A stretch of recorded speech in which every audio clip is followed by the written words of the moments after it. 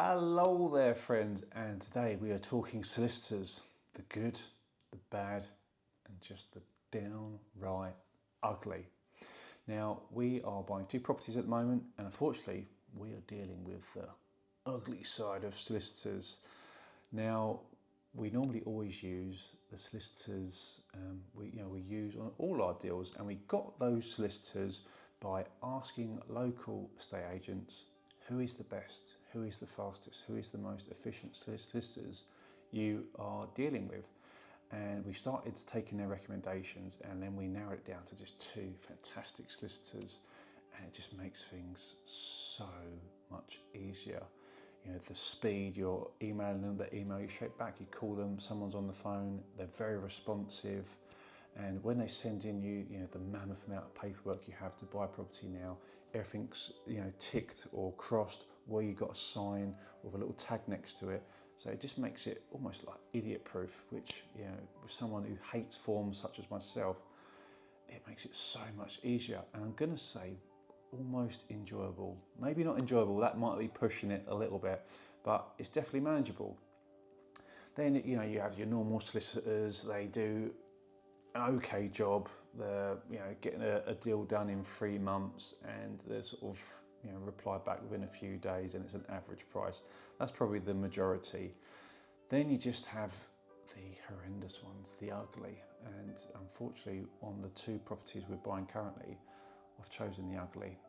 I didn't know who to use on this panel, chosen these solicitors, and they've just been stitching us up the whole way through. Now, one of the properties we are buying, it's a property that's part rent, part buy, and then when we buy it, it turns into a freehold. Now, the solicitors, when we buy this and turn this into a freehold, they have to do something called staircasing, which was a new term for me, and basically it just reverts it into a freehold. Now, our solicitor said, I didn't realise we had to do staircasing. About 6 weeks in, it's going to be an extra £750 plus VAT for us to do this service for you. And I was like, whoa, hold on, this was no mention of this before, and we stated clearly that we're buying a part rent, part buy property. And she was like, oh yeah, I didn't realise all that, and it's £750 plus VAT. So I've got the other side involved, said, look, we're not happy about paying all of this because it's not a fee that we knew about. What's going down? The solicitors are speaking back and forth, and it turns out that it's the vendor side, the seller's side, that their solicitors basically do all the work for that, and she was just trying it on. So that 750 then just disappeared. Now, in all the mammoth amounts of forms you get when you're filling in your stuff to buy a property, especially in a company name, you get something called director's minutes, which is basically minutes of your meeting you're meant to have to make sure you've spoken about the property, you know what you're entering into. And it's basically like a very standard form that typically all the solicitors send you, and you just sign it at the bottom and say, yes, we've spoken about all this. This solicitor wanted to charge us an extra £150 plus VAT per form, because we're buying two properties. That's £300 plus VAT extra. And I was like, well, hold on, this is normally always included with all the other properties we have bought before. Why are you charging us this? So, oh, well, that's what we do, and otherwise you can just fill in, your own forms and, just do it yourself.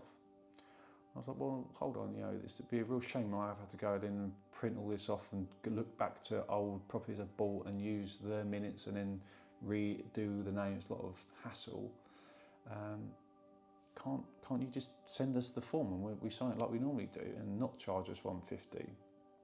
After a bit of toing and froing, she's eventually agreed to this, and I'm still actually waiting for this to turn up, and it was a week ago. Very painful, and I will try and keep my calm. But it was just another try on, really, just for an extra little money grab, and I just didn't like that. It left a sour taste in my mouth, and this is some of the tricks that solicitors do pull. And if I hadn't have bought lots of properties before, I would have just probably gone ahead with the staircasing of £750 plus VAT and paid the £150 plus VAT, because I wouldn't have known what she was talking about board minutes. And it would have been a very easy little money for her, and would have we would be £1,000 plus down now. And I just feel like when you're already paying like a premium for the service in terms of your conveyancing, you shouldn't be getting hit with extra fees like this. And it's a very sign of a very, very bad solicitor. Now, I've got a decision to make there. Do I make a bad review when it's all done and dusted and then risk any blowback from the solicitors from that if they don't then want to send us forms later on which is needed with land registry, etc. You know, or do I actually go onto reviews and make a complaint and say, you know, please people don't use these solicitors, they're horrendous. You know, what would you do in this situation? I think I'm going to actually leave a really bad review, which I hate doing as I don't really like complaining. Even if I go to a restaurant and the food comes out cold, I probably won't say anything because I'd rather just not go there again than cause a scene. But sometimes something has to be said, and yeah, this is the ugly side of solicitors. So if you want a great solicitor, go to your local business agent, say to them, who is the best? This is the way to get the best one, and if they are £200, £300, £400 more, pay it with a smile on your face, because the amount of peace of mind this will save you, it is worth every single penny. And I've made the mistake of paying the cheapest solicitor because they're working on pure volume and they can do it for a cut down price. That is never ever worth it, in my opinion, and you can lose a deal, and you will have sleepless nights as well with the terrible sort of service you get on that, as you want your conveyance solicitor to be super fast. It's always worth paying more and getting better. And if you get a recommendation, take it. So this is my little piece on solicitors today. I hope you've enjoyed it. Let me know your thoughts and what you would do if you was in our situation. And we will see you next week. Like and subscribe. Thank you.